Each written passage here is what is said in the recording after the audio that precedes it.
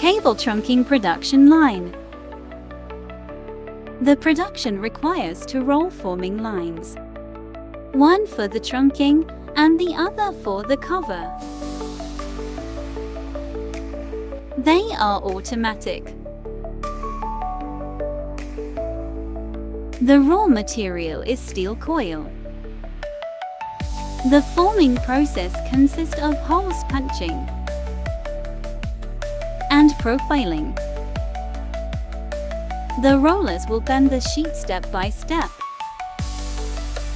Then a cutter will cut it to precise lengths.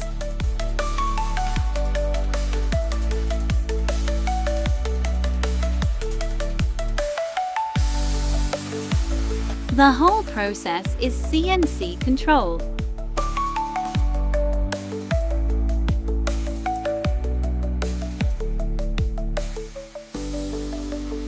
And the cover is the same.